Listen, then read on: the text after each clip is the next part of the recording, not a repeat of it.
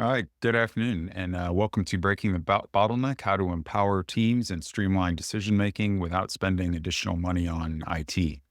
My name is Chris Seifert. I'll be your host today. I've got over 25 years experience leading teams and advising executives. About a third of my career was spent on active duty in the U.S. Navy and the submarine force. About another third was spent as a partner in a strategy consulting firm where I did a lot of work with high risk chemical companies and oil and gas companies to implement management systems and do culture transformations. And then the other third of my career was spent in operational roles. I've been the plant manager for three different plants. And then I was vice president of operations for a $1.5 billion manufacturer of renewable energy. And I did that for about 6 years, where we grew them from 4 plants to 10 plants and about 350 million to 1.5 billion in revenue. And I'm also the author of Enabling Empowerment, the leadership playbook for ending micromanagement and empowering decision makers. If you'd like a copy of that, please drop a note in the comments there in the chat. Just say book and let me know if you want paper book or a Kindle version. If you want paperback, of course, I'm going to need your mailing address that you'd like me to send it to. But for attending, I'm happy to send you a complimentary copy of the book. Let's get into it. Today, we're here to talk about a case study of what I did when I found myself in a situation where we were preparing the capital budget for the next year and we were way over. The requests coming in were way over. And this was, again, I owned the capital budget for the company and the growth CapEx budget. Our capital maintenance CapEx budget we knew it needed to be around $20 million. And then I had the 10 plants that were submitting requests and preparing the budget. When I took over the capital budget, the projects have been taking many months to get approved, in some cases years. People obviously were very frustrated by that. They were having to go through multiple rounds of reviews. Sometimes 5, 6 times somebody would be coming to bring their business case to me, the CEO, to have it approved multiple times, having to do lots of rework to redo these business cases. The funding requests far exceeded the budget, right? It was September. We needed to turn in the maintenance CapEx budget to the board of directors by the beginning of November. So we had about 4 or 5 weeks. We already had $40 million worth of requests, and we knew the budget needed to be around $20 million. And like I said, we had less than 4 weeks to get this fixed. So we're going to talk to you about what kind of options we weighed out, what we did, and then some tips if you are facing the same thing that you can take with you. I got a number of things that you can use as resources. The final thing about the situation is, look, people were really frustrated. Obviously, people were frustrated. Why is it so hard to get my project approved? We know we need to do this. I just can't get it approved. And lots of gamesmanship, a manipulation of numbers and trying to get my project approved through politics rather than because this is the right thing to do. And as a result, people felt there was a real lack of transparency, right? They weren't sure why certain projects were getting approved and other ones weren't. Some complicating factors, right? As I mentioned, the business cases were really poor. They lacked clarity. They lacked good ROI information. They could not be relied on for decision making, and they were not useful for prioritization. Look, at the end of the day, when it comes to being able to prioritize your projects, if the business case information is bad, your prioritization efforts are going to be a waste of time. And so this is an example of one of the projects, right? Like requests. So you'll see the problem statement there. The methanol boiler feed water pumps have no vibration monitoring and protection. Okay. I can see that you're telling me you need this is going to cost $550,000. You're asking for $550,000 because they don't have vibration monitoring protection. Should I spend $550,000 on business justification?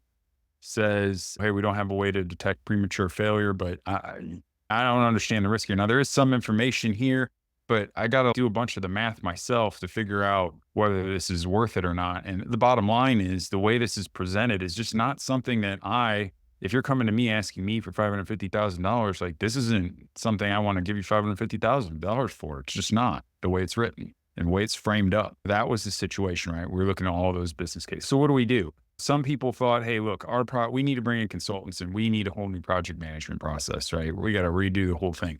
Look, first off, we didn't have a whole project execution problem. We had a problem with getting them approved, right? That was the problem. So and besides that, bringing big consultants in to do a project was not going to solve my problem in the next 4 weeks. So that wasn't really what we were interested in. Another thing was there was a lot of energy around, we need better IT to track the projects as they go through the approval process because it's so hard to manage, right? That was hard to manage, but that's because people were having to present their projects requests 5, 6 times, right? Just think of all the rework, like how much more complicated that process was and how hard it was to track because it was such a mess, right? And then when it came to resolving the budget, there were really three options that we saw, right? Like how we were going to get this budget made in 4 weeks, right? One, I'll call the peanut butter spread budget. The next one was the proportional to request budget. And then just central decision. We're just going to decide who's going to do what here at the center as the executive. So that first option, the peanut butter spread approach, what do I mean by that? One thing we could have done was we could have said, hey, if the blue bars are what the plants have requested, we could just say, hey, there's 10 plants. We know $20 million. That's $2 million for every plant. You guys all get $2 million, submit requests for $2 million, figure it out, right? It's up to you. Now, look, that sounds good on the one hand, where it might sound like we're empowering the plants to make the call, right? It's easy for me to explain my decision to them, right? Hey, it's fair. Everybody gets $2 million, right? You got to make it work, right?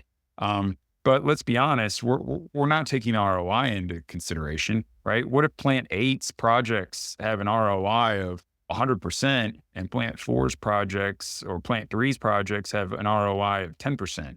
Am I really going to turn down 100% projects to do 10% projects? Is that the right thing to do? Probably not. And then the other thing is, leadership is really being in the dark about those decisions. And look, this was a way that had been used in the past to resolve this issue. And what I had found was coming up is I can consistently be like, why did this thing break down? There was no money in the budget to fix it. But yet that issue had never been escalated to the corporate level, to the executive. And so they never had a chance to intervene and say, we understand there's no budget, but if we don't fix this, is bad stuff's going to happen. And it's because of that, leadership was left in the dark about some of these risks we were carrying around. And the second one would be the proportional budget, right? Hey, we got twice as many requests as we have money, so we're just going to cut everybody's request by half. You got to figure it out. Okay. Similar, again, seems fair, right? Again, we're not taking into consideration the ROI of the project. And then here, really negative effect for the future years is what are you encouraging me to do? You're encouraging me to pad my budget and request more, right? You're encouraging, because if you're going to allocate based on how much my request was, I'm just going to make sure I request a lot so I get the biggest allocation, right? So we definitely don't want to do this. If you were thinking about this approach, don't do this, right? The next one is, hey, we're just going to decide centrally, right? You guys turned in the information. We're going to rack and stack the business cases, and we're just going to have to draw a line at $20 million, and everything below the line is not going to get done, and everything above the line is going to get done. Now, the good news is here we're optimizing ROI in this case, like we weren't in the other two, if you believe in the quality of these numbers. The other thing is, when you're doing it this way, it does encourage overly optimistic returns, right? If I know this is how you're going to do it, I'm going to be constantly trying to make my project look better and better than maybe it really is so that it can actually get approved. And the plants feels arbitrary, right? They don't know, they didn't see the decision-making process here. They know they turned in some numbers and then they got told these got approved and these didn't get approved because we drew a line and that's where the line was, right? So those are really our three options. None of those really seemed good. And at the end of the day, none of them were really addressing the real root cause of the issue, right? The real root cause of the issue was these business cases were just not well thought through, right? They didn't explain what is the real benefit, so we couldn't prioritize off of them. And quite frankly, the quality of many of the recommendations wasn't very good. Like, why do we even really need to spend that money? So we got to get to these business cases. But how in 4 weeks were we going to take 40 or so engineers who had submitted capital requests and rewrite all these things, right? And make them good quality business cases? How are we going to do that? First, we brought all of them together and we did 1 4-hour training session where we taught them a framework and a process that we wanted them to use for making recommendations for capital. And I'm going to share a little bit more about that with you in a minute. But the first thing we did, we pulled them all in and we gave them this 1 4-hour workshop where we all got them up to a base level of understanding of how should we be thinking through decisions around capital? And then how should we communicate our recommendations relative to those? Okay. Myself, the capital projects director, the director of accounting, made ourselves available to coach those engineers in rethinking their recommendations using the framework that they'd been trained on. So that way we were able to, first off, we divided it up a little bit, and I was able to take 12, 15 people. Each one took some people. But more importantly, because we'd already laid the groundwork with the training, the amount of coaching we had to do was a lot less to get them to the final spot. And then we brought everybody back together at the end of 4 weeks with the revised business cases. And because we had taught them how to present them in a much more informative and easy to digest way, we're able to review them much quicker, review all of them and rank them. And the decisions were much clearer about what we needed to do. Right.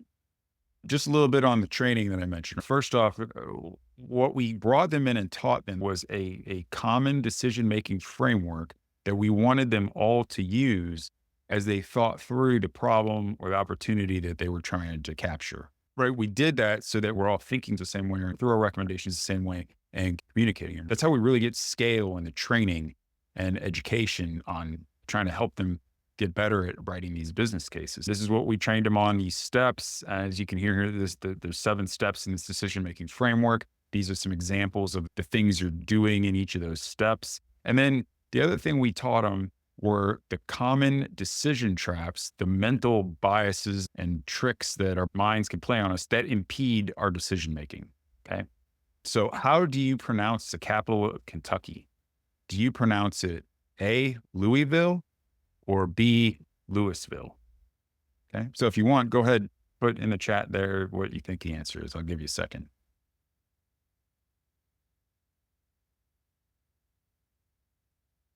Okay. But the correct answer is actually Frankfurt. Okay. You pronounce the capital of Kentucky, Frankfurt, because Frankfurt is the capital of Kentucky. Louisville, however you want to pronounce it, is not the capital of Kentucky. So what happened here, right? I have done this exercise with people who live in Kentucky and will adamantly argue with me that it's pronounced Louisville until I tell them Frankfurt and they're like, oh yeah, what's happening? Because the way I framed the question led you to an answer. It's one of the shortcuts our brains take when making decisions and making judgments. It's understanding that the way we frame a question or problem has a significant impact on the answer. For instance, the way that the proposal we looked at earlier with the vibration sensors for the main boiler feed water pumps, the way it was framed led you to one of 2 conclusions, right? Either we need vibration sensors or we don't need vibration sensors, right? But if I reframe that problem as we have an unacceptable level of risk due on our boiler feed water pumps and had quantified what that risk is, so that's the problem. What are some ways we can reduce this risk, right? Vibration sensors being one option. There's probably other options we could come up with and then look at which one is the best ROI to solve that problem, right? So the way I frame the problem is really important. This is just one example. When we teach this framework, there's lots of different decision traps that we taught them on how do you avoid this when you're framing, right, when you're going through your decision-making process so that you're making better recommendations, okay? The other thing we taught them was how to really lay out the data and the information in the recommendation to make their presentation more effective. If you're like me, one of the things that I've discovered around these, when I would take capital projects to get them approved, one of the biggest things that would happen is we would get into debates about the numbers I was forecasting. And there would be lots of argument over, is electricity price really going to be this or the sales price going to be that? One of the things we train and coach folks on is how to frame up those estimates in terms of ranges of outcomes instead of specific numbers. Because it's very easy for us to come to agreement on a range. The best case is probably, and the worst case is probably somewhere around here than it is on the specific point in the middle. But then we can also spend our time talking about how do we make sure we capture the upside? How do we capture the downside? But the way we present the data can turn those requests for approval from a debate and an argument into a real meaningful dialogue. So that's the other thing that our approach helped with.